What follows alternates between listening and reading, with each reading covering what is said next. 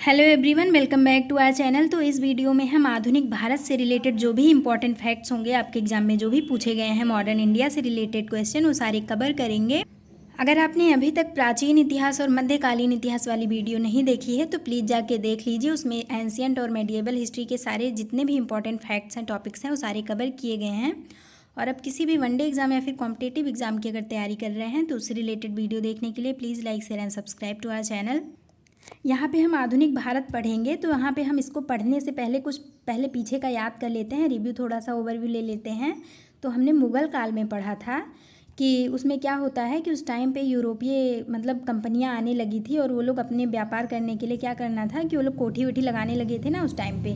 तो होता क्या है कि 1856 में जो लोहे की बंदूक थी ना तो उसे ये लोग बंद कर देते हैं जो ब्रिटिश लोग रहते हैं। और 1857 में ये लोग उसकी जगह पे रॉयल एनफील्ड नामक एक बंदूक ले आते हैं, ठीक। और उस बंदूक में होता क्या है तो उसमें गाय और सूअर की जो चर्बी से बने कारतूस रहते हैं ना तो उसको मुंह से काटना रहता है। तो ये मेन रीज़न था इस विद्रोह का। अब ये विद्रोह कौन शुरू करता है तो मंगल पांडे नामक एक सैनिक रहते हैं बैरकपुर के, तो इनके द्वारा ये शुरू किया जाता है। तो ये आज़ादी की पहली चिंगारी थी जो लगी थी, ठीक। तो क्रांति की शुरुआत जो थी यहीं से होती है 1857 से। अब यहाँ पे देखते हैं तो 29 मार्च 1857 को मंगल पांडे नामक एक सैनिक ने बैरकपुर में गाय की चर्बी से बने कारतूसों को मुंह से काटने से मना कर दिया था, ठीक। जिसकी वजह से उनको गिरफ्तार करके 8 अप्रैल 1857 को फांसी पे चढ़ा दिया गया। तो यहाँ पे 29 मार्च 1857 को मंगल पांडे जो सैनिक थे यहाँ के बैरकपुर के, तो इनके द्वारा मना कर दिया जाता है कि ये मतलब ये मना कर देते हैं कि गाय और सूअर की जो चर्बी से बने कारतूस हैं तो हम लोग उसको मुँह से नहीं काटेंगे, ठीक। तो ये क्या होता है कि अंग्रेज़ लोग भड़क जाते हैं और फिर गिरफ्तार इनको कर लेते हैं और बाद में इनको फांसी दे दी जाती है 8 अप्रैल 1857 को, ठीक है। अब इनको जब फांसी दे दी जाती है तो क्या होता है उसके बाद एक महान विद्रोह की शुरुआत होती है। अब ये शुरुआत देखिए कब होती है, 10 मई 1857 को ये शुरुआत होती है। और आपसे पूछ लेता है कि 1857 का विद्रोह कहाँ से शुरू हुआ था, तो ये मेरठ से स्टार्ट होता है, ठीक। मेरठ से शुरू होता है, आपसे एग्जाम में पूछ लेगा तो आप इसको याद रखेंगे। और उस टाइम पे पूछ लेता है कि भारत का गवर्नर जनरल कौन था, तो उस टाइम पे लॉर्ड कैनिंग जो थे वो भारत के गवर्नर जनरल थे। और यहाँ पे देखिए पील आयोग लिखा हुआ है। तो ये क्या था, तो 1857 का जो विद्रोह हुआ था ना तो उसकी जांच के लिए जो आयोग की एक समिति का गठन किया गया था तो उसी का नाम था पील आयोग, ठीक है। आप इसको याद रखेंगे, आपसे एग्जाम में पूछ लेगा। तो यहाँ पे ये जितने भी यहाँ पे ये फैक्ट्स लिखे हुए हैं इंपॉर्टेंट है आपके एग्ज़ाम के पॉइंट ऑफ व्यू से। अब यहाँ पे देखते हैं तो यहाँ पे ये पूछ लेता है कि ये जो विद्रोह स्टार्ट हुआ था तो कहाँ से कौन नेतृत्व कर रहा था इसका, ठीक। तो यहाँ पे हम इसको ट्रिक से लर्न करेंगे क्योंकि आपके एग्ज़ाम में या बीपीएससी हो और या फिर यूपी ट्रिपल एससी हो तो इससे रिलेटेड आपके एग्ज़ाम बहुत सारे पूछे जाते हैं। तो यहाँ पे हम रिलेट करके याद करेंगे। तो दिल्ली से बहादुर शाह जफर नेतृत्व कर रहे थे विद्रोह का। अब यहाँ पे हम रिलेट करेंगे याद करने के लिए। यहाँ पे दिल्ली लिखा हुआ है ना तो यहाँ पे दिल लिखेंगे, ठीक। अब जिस व्यक्ति का दिल बड़ा होगा तो क्या होगा, वो बहुत ज़्यादा बहादुर होगा ना, तो आप उससे रिलेट करके याद कर लेंगे कि दिल्ली से बहादुर शाह जफर नेतृत्व कर रहे थे। अब यहाँ पे कानपुर लिखा हुआ है तो कानपुर से तात्या टोपे नेतृत्व कर रहे थे, ठीक है। यहाँ पे हम याद करने के लिए रिलेट करेंगे। यहाँ पे तात्या टोपे लिखा हुआ है ना तो यहाँ पे हम देखेंगे टोपे लिखा हुआ है तो यहाँ पे देखेंगे टोपी। ठंडी में हम लोग क्या करते हैं, अपने कान को ढकने के लिए टोपी लगाते हैं ना। यहाँ पे कानपुर लिखा हुआ है, ठीक। तो कान को ढकने के लिए क्या करते हैं, टोपी लगाते हैं, ठीक। तो आप उससे रिलेट करके याद कर लेंगे कि कानपुर से तात्या टोपे नेतृत्व कर रहे थे उस विद्रोह का। और इनका और एक नाम पूछ लिया जाता है, क्या था, तो इनका रामचंद्र पांडुरंग नाम भी था। तो ये नाम भी पूछ लेता है तात्या टोपे का और एक नाम क्या था या फिर इनका अन्य नाम क्या था, तो रामचंद्र पांडुरंग हो जाएगा आपका। नेक्स्ट देखते हैं लखनऊ। तो लखनऊ से बेगम हजरत महल जो थी वो नेतृत्व कर रही थी इस विद्रोह का। अब यहाँ पे हम याद करने के लिए रिलेट करेंगे। यहाँ पे लखनऊ लिखा हुआ है ना तो यहाँ पे लक आ रहा है ना बोलने में, तो यहाँ पे जिसका लक अच्छा होगा तो उसकी बेगम कैसी होगी, उसकी बेगम अच्छी होगी, ठीक। आप इससे रिलेट करके याद कर लेंगे। नेक्स्ट देखते हैं झांसी। तो झांसी से रानी लक्ष्मीबाई नेतृत्व कर रही थी। अब यहाँ पे ये आप सबको याद होगा कि झांसी से रानी लक्ष्मीबाई का ही वो है कनेक्शन है। तो इसको आपको इसकी ट्रिक बताने की ज़रूरत नहीं है, आपको इसको ऐसे ही याद कर लेना है, आपको याद भी होगा पहले से। नेक्स्ट देखते हैं जगदीशपुर। तो ये जो जगदीशपुर है ये बिहार में स्थित है और यहाँ से कुंवर सिंह इसका नेतृत्व कर रहे थे। तो मोस्ट इंपॉर्टेंट है, आप इसको याद रखेंगे। अब यहाँ पे देखेंगे लास्ट हमारा बरेली। तो बरेली से खान बहादुर खान नेतृत्व कर रहे थे इस विद्रोह का। अब यहाँ पे देखिए बरेली लिखा हुआ है ना तो यहाँ पे देखेंगे रेल, जो पहले पुराने ज़माने में जो रेलगाड़ी थी वो किससे चलती थी? कोयले से चलती थी ना। कोयले कहाँ से निकलते हैं? खान से निकलते हैं ना। तो आप उससे रिलेट करके याद कर लेंगे कि बरेली से खान बहादुर खां जो थे वो नेतृत्व कर रहे थे विद्रोह का।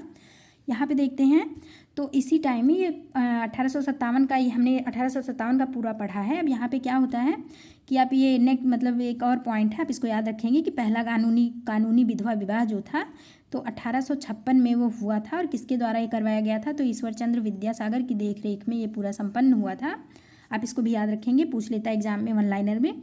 अब नेक्स्ट देखते हैं, प्रथम जनगणना पूछ लेता है कब हुआ था? तो ये 1872 में प्रथम हुआ था, ठीक। और उस टाइम पे किसका शासनकाल था? तो लॉर्ड मेयो के शासनकाल में हुआ था, ठीक। और जो नियमित जनगणना होती है तो आपसे ये प्रथम जनगणना 1872, लेकिन नियमित जनगणना जो है वो 1881 से शुरू होती है। और ये लॉर्ड रिपन का उस समय शासनकाल था, उस टाइम से स्टार्ट होता है। तो आपको दोनों पॉइंट याद रखने हैं, इंपॉर्टेंट है। नेक्स्ट देखते हैं, नरमपंथी उदारवादी चरण। तो इसमें हम 1885 से लेके 1905 तक की जो भी घटनाएं हुई हैं तो उन्हें क्रम से पढ़ेंगे। अब यहाँ पे देखते हैं 1885 में क्या होता है, तो मोस्ट इम्पॉर्टेंट है। 1885 में कांग्रेस की स्थापना हुई थी, ठीक है। आपसे एग्जाम में पूछ लेता है, इसका ईयर पूछ लेगा या फिर ईयर दे देगा तो पूछ लेगा किस चीज़ की स्थापना हुई थी। तो आप इसको दोनों याद रखेंगे कि 1885 कांग्रेस की स्थापना। अब उस टाइम पे पूछ लेता है गवर्नर जनरल कौन था? तो जो लॉर्ड डफरिन थे वो गवर्नर जनरल थे उस टाइम पे। और संस्थापक जो थे, संस्थापना जो इसकी स्थापना थी वो एओ ह्यूम के द्वारा करी गई थी। और एओ ह्यूम को हर्मिट ऑफ शिमला के नाम से भी जाना जाता है, आप इसको याद रखेंगे, इंपॉर्टेंट है। तो 1885 कांग्रेस की स्थापना, और स्थापना किसके द्वारा करी गई थी? तो एओ ह्यूम के द्वारा की गई थी। पहला अधिवेशन जो था वो बम्बई में हुआ था और इसकी अध्यक्षता जो थी वो व्योमेश चंद्र बनर्जी ने की थी। तो आई होप आपको इतना सारा याद हो गया होगा। नेक्स्ट देखते हैं 1886। अब इसके बाद क्या होता है, 1885 में कांग्रेस का वो हो जाता है ना, पार्टी का गठन हो जाता है। अब 1886 में क्या होता है कि कांग्रेस पार्टी पूरे भारत देश में फैल गई थी और ये अब एक राष्ट्रवादी पार्टी बन गई थी, ठीक। नेक्स्ट देखते हैं 1887 से 91 के बीच में क्या क्या होता है। तो 1887 में दादा भाई नौरोजी ने इंग्लैंड में भारत सुधार समिति की स्थापना की थी। तो आपसे पूछ लेगा कि भारत सुधार समिति की स्थापना किसके द्वारा की गई? तो दादा भाई नौरोजी हो जाएंगे। ईयर आपको याद रखना है 1887, और कहाँ पे की गई थी? तो इंग्लैंड में की गई थी। नेक्स्ट पॉइंट देखते हैं, कांग्रेस के पहले मुस्लिम अध्यक्ष आपसे पूछ लेता है कौन थे? तो बदरुद्दीन तैयब जी थे। नेक्स्ट देखते हैं, तो कांग्रेस के पहले अंग्रेज अध्यक्ष कौन थे? तो ये जॉर्ज यूल जो थे वो पहले अंग्रेज अध्यक्ष थे, ठीक है, कांग्रेस के। और संस्थापक कौन थे? तो आपको याद होगा एओ ह्यूम ने इसकी क्या की थी? स्थापना की थी, ठीक। तो आप दोनों याद रखेंगे, इंपॉर्टेंट है। नेक्स्ट देखते हैं 1892। तो इसमें दादा भाई नौरोजी ने इंग्लैंड के फिंसबरी नामक स्थान से सांसद का चुनाव लड़ा और इंग्लैंड की संसद पहुंचने वाले पहले भारतीय बने। तो आपसे पूछ लेगा कि इंग्लैंड की संसद पहुंचने वाले पहले भारतीय कौन थे? तो दादा भाई नौरोजी थे, ठीक। और स्थान कौन सा था, किस स्थान पे इन्होंने सांसद का चुनाव लड़ा था? तो इंग्लैंड के फिंसबरी में लड़ा था इन्होंने चुनाव। ईयर याद रखना है, तो 1892 हो जाएगा आपका। नेक्स्ट देखते हैं, तो आपसे एग्जाम में पूछ लेता है उदारवादी नेता, उग्रवादी नेता। आपसे ऑप्शन में दे देगा ना कि इसमें से मतलब सेलेक्ट करिए कि उदारवादी नेता कौन से हैं या फिर कौन से नहीं हैं। तो आपको याद रखना है। तो उदारवादी नेता में आपके दादा भाई नौरोजी हो जाएंगे, गोविंद रनाडे, गोपाल कृष्ण गोखले, मदन मोहन मालवीय। तो ये चारों आपके उदारवादी नेता हैं। नेक्स्ट देखते हैं उग्रवादी नेता। तो इसमें लाला लाजपत राय, बाल गंगाधर तिलक, बिपिन चंद्र पाल और अरविंद घोष, ठीक। तो ये चारों आपके उग्रवादी नेता में आ जाते हैं। अब ट्रिक से भी आप इसको याद कर लेंगे कि लाल बाल पाल ये लिखा हुआ है, तो लाल से आप रिलेट कर लेंगे लाला लाजपत राय, बाल से हो जाएगा आपका बाल गंगाधर तिलक और पाल से हो जाएगा आपका बिपिन चंद्र पाल। इन तीनों के अलावा आपको याद रखना है अरविंद घोष, ठीक है। आपके एग्जाम के पॉइंट ऑफ व्यू से मोस्ट इंपॉर्टेंट है, तो आप ये याद रखेंगे उग्रवादी नेता और उदारवादी नेता। नेक्स्ट देखते हैं उग्र राष्ट्रवाद का युग। तो ये 1905 से लेके 1909 तक माना गया है। अब यहाँ पे देखेंगे 1905 में क्या होता है। तो लॉर्ड कर्जन ने 20 जुलाई 1905 को बंगाल विभाजन के निर्णय की घोषणा की, ठीक। तो ये घोषणा की थी इन्होंने 20 जुलाई 1905 को। अब इन्होंने क्या करी, घोषणा कर दी कि बंगाल का विभाजन होना है, लेकिन क्या हुआ फिर ये लोग मतलब विरोध करना शुरू कर दिए जो भारतीय लोग थे, ठीक है।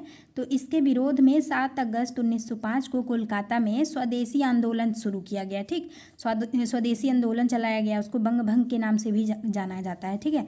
तो इसका नेतृत्व आपसे पूछ लेता है कि इसका नेतृत्व किसके द्वारा किया गया था, फिर किसने किया था, सुरेंद्रनाथ बनर्जी ने इसका क्या किया था, नेतृत्व किया था। तो आपको याद रखना है कि बंगाल विभाजन की घोषणा कब हुई थी, तो 20 जुलाई 1905 को हुई थी। और किसने करी थी, तो लॉर्ड कर्जन के द्वारा किया गया था। ठीक, अब इसके विरोध में इन्होंने क्या किया, तो कोलकाता में स्वदेशी आंदोलन शुरू हुआ था, आरंभ कराया गया।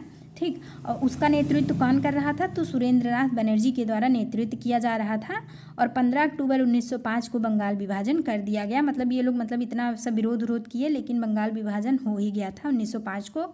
तो आप याद रखेंगे ये 1905 बंगाल विभाजन। नेक्स्ट देखते हैं 1906। तो इसमें क्या होता है, बांग्लादेश के ढाका में आगा खां और सलीम उल्लाह खां ने मुस्लिम लीग की स्थापना कर दी। तो आप याद रखेंगे कि 1906 में क्या हुआ, मुस्लिम लीग की स्थापना करी गई है। उस किसके द्वारा की गई थी, तो आगा खां और सलीम उल्लाह खां के द्वारा ही किया गया था। नेक्स्ट पॉइंट देखते हैं। तो कलकत्ता में हुए कांग्रेस के अधिवेशन की अध्यक्षता करते हुए दादा भाई नौरोजी ने पहली बार स्वराज्य की मांग प्रस्तुत की। तो आपसे पूछ लेता है कि पहली बार स्वराज्य की मांग किसने प्रस्तुत की थी, तो दादा भाई नौरोजी हो जाएगा आपका आंसर। ठीक है, और ये कांग्रेस के अधिवेशन की अध्यक्षता कर रहे थे, उसी टाइम पे इन्होंने पहली बार स्वराज्य की मांग को प्रस्तुत किया था। और कहाँ पे किया था, तो कलकत्ता में किया था। ईयर याद रखना है 1906। नेक्स्ट देखते हैं 1907। तो 1907 में स्वदेशी आंदोलन चलाने के तरीकों को लेकर ही कांग्रेस जो थी, तो वहाँ पे क्या हुआ कि ये जो 1907 का जो आंदोलन था ना, स्वदेशी आंदोलन, इसे सूरत अधिवेशन के भी नाम से जाना जाता है। अब इसमें जो कांग्रेस था ना, तो इसमें दो पार्टी बन गई थी। ठीक, एक गरम दल, एक नरम दल। ठीक, तो ये जो गरम दल थे उग्रवादी थे, और ये जो नरम दल उदारवादी, ठीक सेम ही हुए। तो ये दो दल में क्या हो जाता है, इसका विभाजन हो जाता है। ठीक, तो स्वदेशी आंदोलन चलाने के तरीकों को लेकर ही कांग्रेस 1907 ईस्वी के सूरत अधिवेशन में उग्रवादी एवं उदारवादी नामक दो दल में विभाजित हो गई। ठीक, तो यहाँ से आपसे पूछ लेगा कि 1907 में क्या हुआ, तो जो कांग्रेस पार्टी थी उसका विभाजन हो जाता है नरम दल और गरम दल में। तो आप इसको याद रखेंगे। नेक्स्ट पॉइंट देखते हैं। इसकी अध्यक्षता आपसे पूछ लेता है किसने किया था, तो रास बिहारी बोस के द्वारा इसकी अध्यक्षता की गई थी। नेक्स्ट देखते हैं 1908 में क्या होता है, तो कई क्रांतिकारी गतिविधि चली इस टाइम पे। ठीक, और कई क्रांतिकारियों ने बलिदान दिया, मतलब बहुत सारे लोगों को फांसी दी गई, बहुत सारे लोग को जेल हुआ। बाल गंगाधर तिलक थे ना, तो उनको भी जेल हुआ था इसी टाइम पे।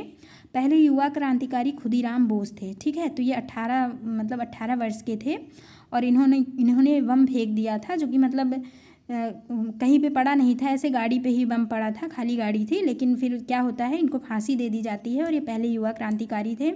पहले युवा मुस्लिम क्रांतिकारी तो अशफाक उल्लाह खां हो जाएंगे आपके। देखते हैं 1909 में क्या होता है, तो इसमें मार्ले मिंटो सुधार हम पढ़ेंगे। तो 1909 आप याद रखेंगे कि इसमें मार्ले मिंटो सुधार हुआ है। और देखते हैं, तो ये जो मार्ले थे और मिंटो थे, ठीक, तो ये दो व्यक्ति हैं, दोनों को मिला के ये नाम बना है। तो वायसराय जो थे वो लॉर्ड मिंटो थे, ये वायसराय थे।